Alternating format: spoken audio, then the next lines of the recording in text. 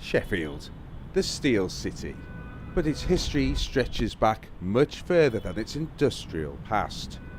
Under this wasteland lies the remains of Sheffield Castle, and it's about to be uncovered, but you don't need to dig deep to get to see it. So this is the best known remains that people have seen in the past. Used to go on tours around this back in the day. That's working.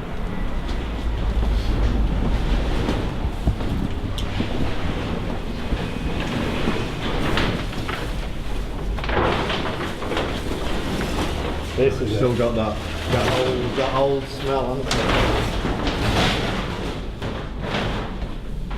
This is known as the courtyard remains, and I think it's the main opinion of it is that it was the corner of a large building in the corner of the castle site.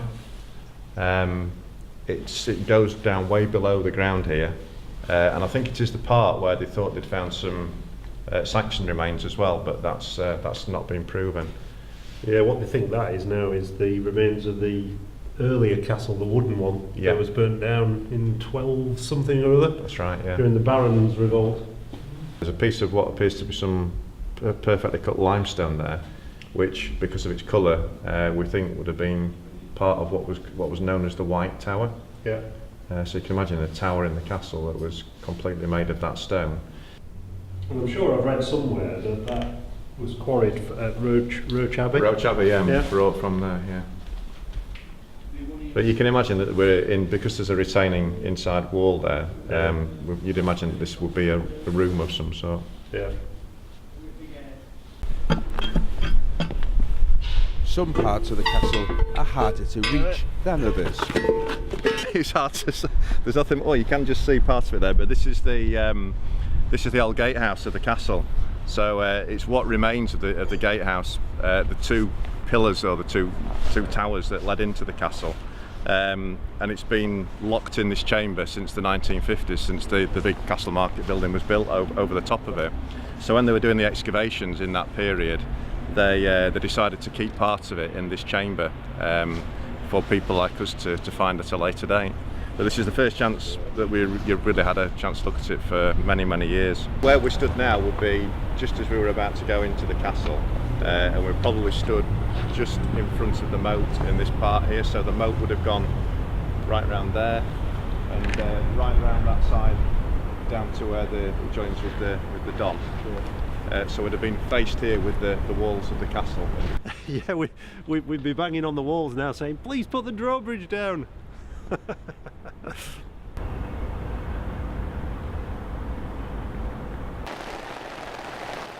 Several weeks later, and the dig is underway, whatever the weather. It's not the best weather, is it? This is quite unpleasant to work in. Archaeologists are a hardy bunch, and we do persevere if we can. It's going good, I think. Yeah, we've mostly focused on 19th century remains, industrial remains, which we've had to get down through to get to the lower deposits associated with the castle. But we're beginning to get some structural remains, maybe not the spectacular sort of foundations that were discovered by Armstrong and Butcher in the early 20th century, but nonetheless we've still got foundations of walls made of rough stone, and we think we've got the surface of the courtyard of the castle. So those are exciting things, and I'm very pleased to have them. All of the people of Sheffield have been extremely keen to engage with this project. Walking down the street and people they can see I'm wearing the high vis, and they're asking me questions, what's going on. We've had lots of volunteers coming on to dig with us, and we've been given tours as well, which have been very enthusiastically received, and we're very grateful for the high regard that the people of Sheffield hold this site, Sheffield Castle, in. We've had some medieval pottery, which is extremely significant for Sheffield. It's very rare that we get medieval layers in Sheffield, which was quite a small settlement in medieval times. And maybe the thing I'm most excited about at the minute is a small ear spoon that we found, which would have been used for removing earwax from your ears. So that's a small detail that we've enjoyed. I never thought I'd see this day, but we owe an awful lot to the University of Sheffield, the University of Hallam, the students involved. It's been a combined exercise, but most importantly, it's important to the people of Sheffield who've literally been applying to come here and work on the site, volunteers. It fires people's imaginations.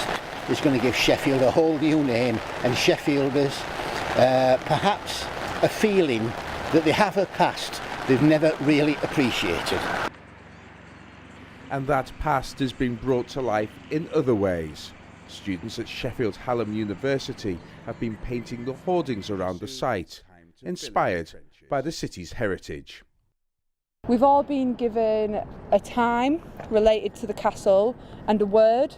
So our word was 11th century and peace, which is why we've got the doves, and we've also got the flower of Sheffield and a shield as our kind of motif.